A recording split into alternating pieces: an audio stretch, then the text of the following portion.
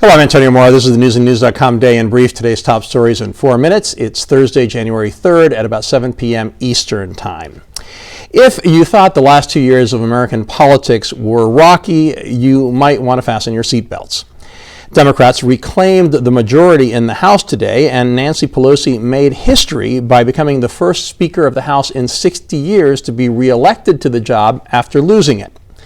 Pelosi vowed to pursue a long list of Democratic priorities, all of which will go nowhere as long as Republicans hold the White House and the Senate. Her ascent marks the return of divided government in Washington, and she promised it would be a different world for President Trump, who would get no more rubber stamp. 3 Democratic committee chairmen will also have subpoena power, and that guarantees there will be all sorts of investigations into the Trump administration. Government gridlock? You ain't seen nothing yet.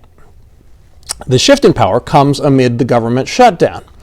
Don't expect things to improve. The House is likely to pass a bill today that will fund the government, but Mitch McConnell has said it is dead on arrival in the Senate, and Trump would never have signed it anyway, and he has said that he's ready for a long shutdown. Making matters worse, Lindsey Graham, who is among the more moderate Republican senators, warned Trump that if he gives in to Democrats' demands, that could mean the end of his presidency. Trump, meanwhile, decided he wanted to grab some attention of his own, and he made a surprise appearance in the White House briefing room. He congratulated Pelosi, but then made another push for the funding of his wall. And he brought along with him the president of the National Border Patrol Council, who insisted that walls work and that wherever physical barriers have been erected, illegal immigration dropped exponentially. Nobody took questions. The new class of lawmakers is the most diverse ever sworn into the House of Representatives, and the first are just too long to list here. But 126 women are serving between the House and the Senate. That's about a 20% jump, and more of them are of color than ever before. Increased racial diversity is accompanied by the greatest ever religious diversity. The optimist in me says this will bring greater attention to issues often ignored and that are important to a broader part of the American public. The pessimist says nothing will really change until everyone learns the definition of compromise. When Apple issued a rare warning that its first quarter earnings would drop because of lower demand in China's weakening economy, you knew that today would be a bad day on Wall Street.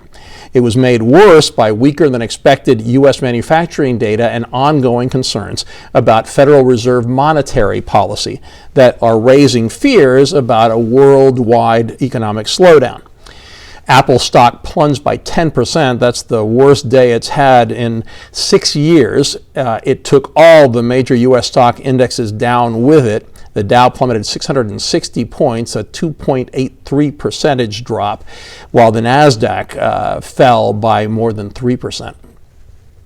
In our alternate universes segment, the great divide between conservative and liberal media, the constant harping in the media on both sides that often puts partisanship, ratings, and clicks over a respect for American institutions, combined with the permanent gridlock on Capitol Hill, have eroded faith in our system of government.